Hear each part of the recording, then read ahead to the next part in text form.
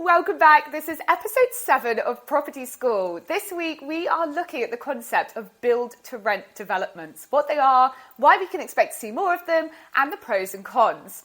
So, hello. Whether you're watching on IGTV or YouTube or you're listening, wherever you get your podcasts. I'm your teacher, Lexie, and my whole life revolves around property. You've probably heard me say that before. I'm a property finder, I'm a developer in London. I kind of created Property School to share with you all the things that I wish that I knew before starting my property journey, as well as all the things that I'm learning on my way as well. And my goal is basically to make property easy to understand and fun. Woohoo! Don't forget, I'll be giving you a little pop quiz at the end of the episode. So very quickly, here is the answer to last week's question, which was all about alternative ways to sell or rent your home.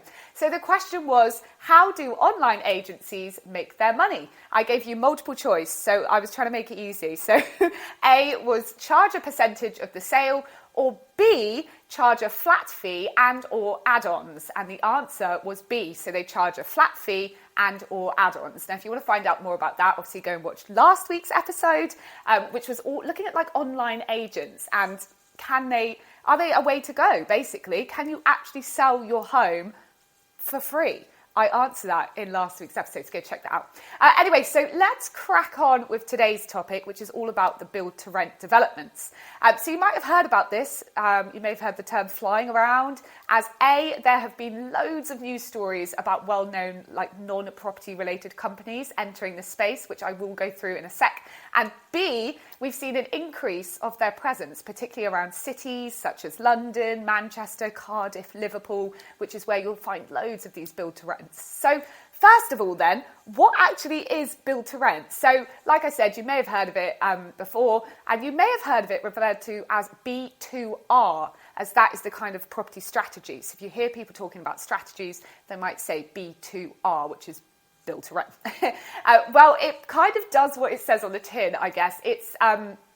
It is properties that are built for the sole purpose to be rented out. So they aren't sold on to separate vendors or landlords. They're held by the developer or a company who own them and manage them all under one roof. And therefore, it kind of makes decisions and rules for the whole site, not each individual flat. As you know, normally when you've got a landlord or multiple landlords that own different flats in a building, they'll have their own rules. You know, this one only wants to do a 12-month let, that one's going to sell theirs next in the 6 months, so they want a 6-month break, and that one won't accept children, that one won't accept pets. Like, there's a million different reasons why it's, different landlords have, their own personal views and preferences, I guess. But with one company, it's much more flexible, I guess. So why has it become more popular then? And simply put, that is thanks to the demand for rented accommodation.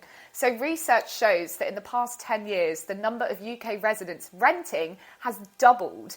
But then why is there a demand then? So I guess there's a number of reasons, really, from the changing attitudes towards rented accommodation is a big one, particularly by younger people as well, whose goals nowadays aren't to buy their own home anymore like previous generations.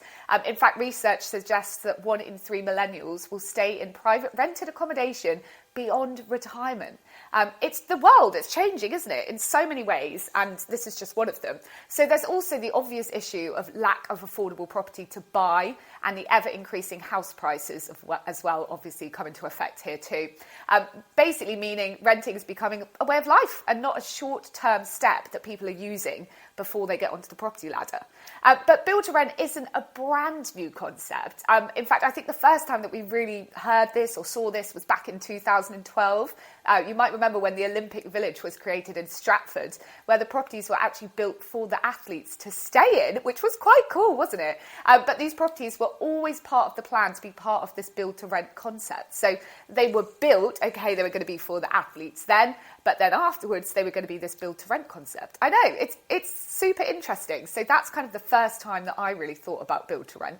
So who are some of the market leaders then? So currently, the majority of build-to-rents are in London, followed by those other major cities that I mentioned, like Manchester, Liverpool, Cardiff. You may have heard of some of the following: L&Q, Fizzy Living, I love the name, Grainger, who I mentioned recently on my stories. They've got the popular 10 Degrees in Croydon, and Sailmakers in Canary Wharf, which are both popular with my clients. There's Urban Bubble, Dandara Living, Essential Living, Get Living. I think it's Get Living that has got the Olympic Village, or they've got something over that way in Stratford. And then one of my favourites, which I have to mention, which is in Wembley, which is called Quintain Living. I'm obsessed with them. Again, you may have seen me mention them on my stories. They have got very funky interiors. Yeah, and I've put so many people from the different companies that I work for into Quintain. People love them.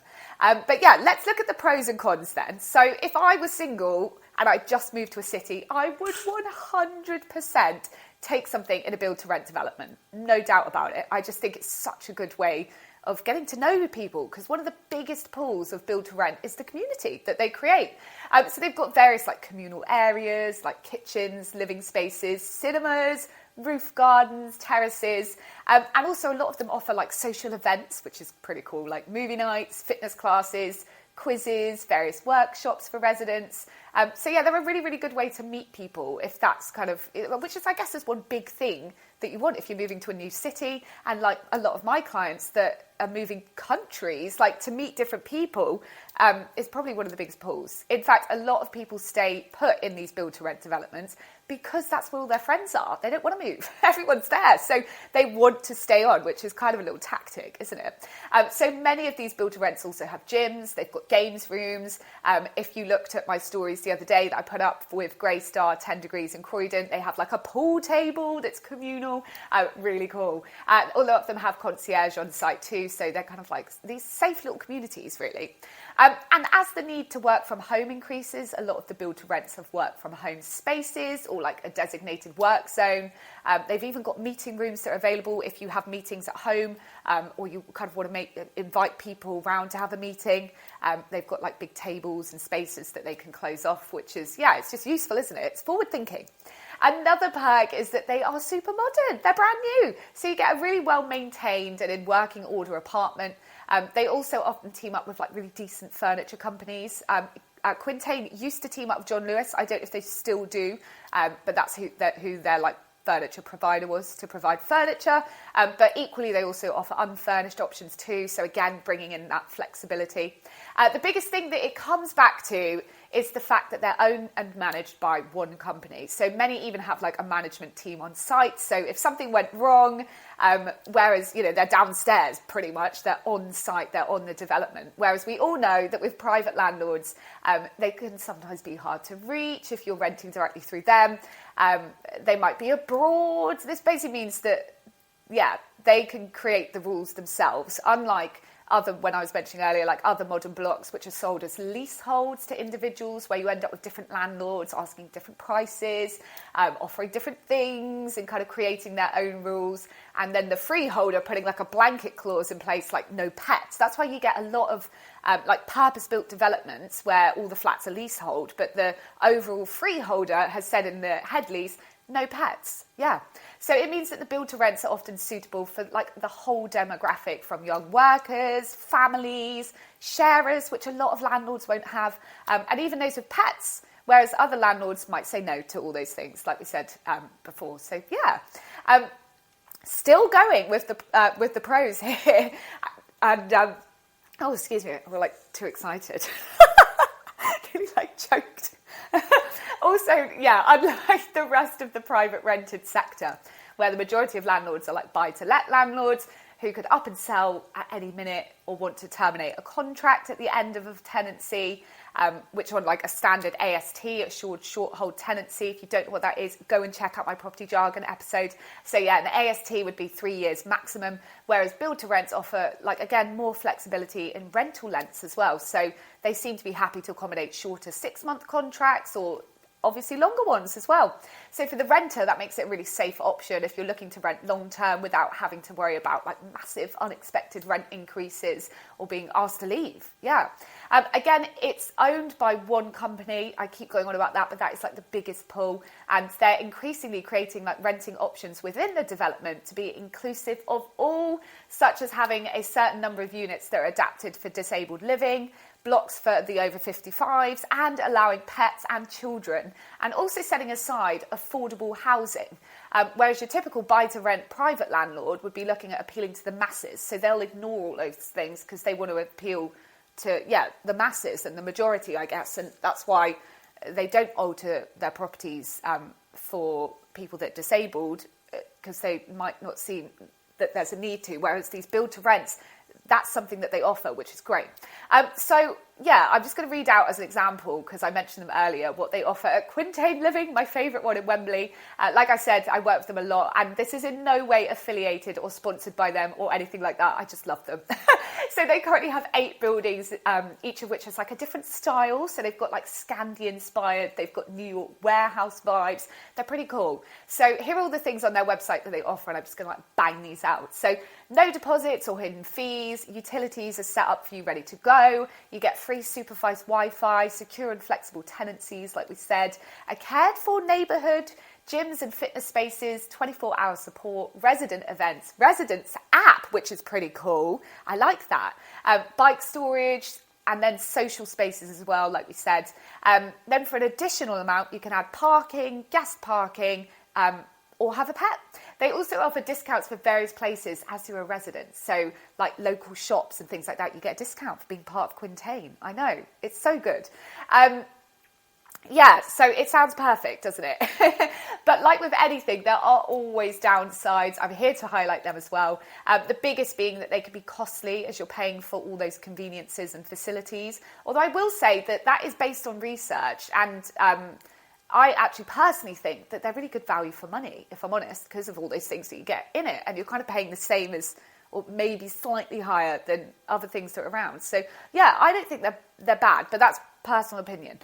Also, build-to-rent developments are supposed to offer 20% of their properties as affordable housing, which sounds like a good thing, doesn't it? But, however, affordable is very subjective, isn't it? And the government guidelines define affordable as 20% under the private market rent.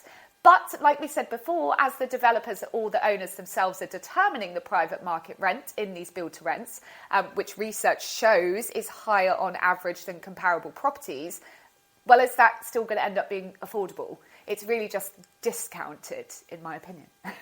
But you get what I'm saying? Yeah. So another kind of downside is that there's also the fact that if they are rented out at a premium, then it would push up that average price of rented properties in the entire area as a bit of a knock-on effect.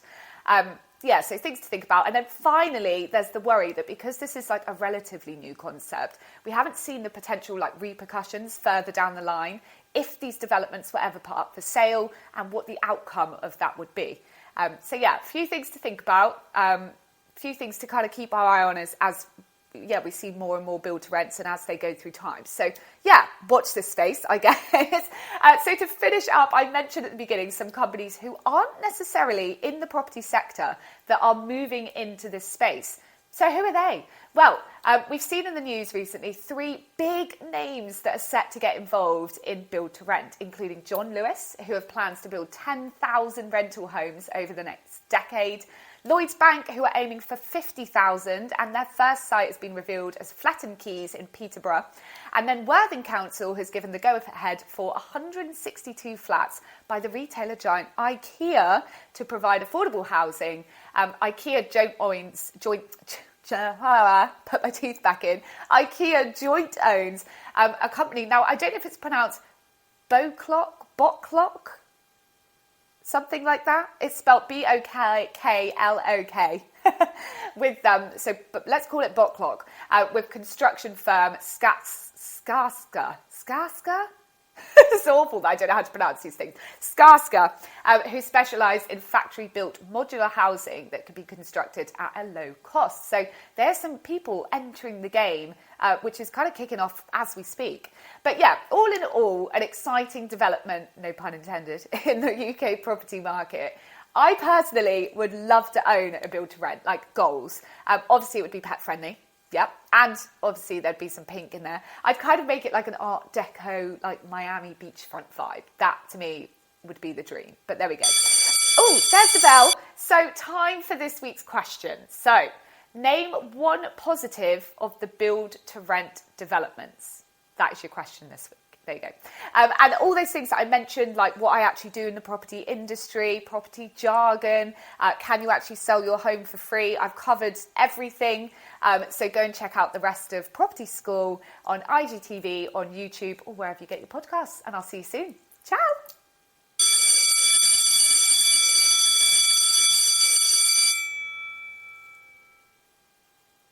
La la la.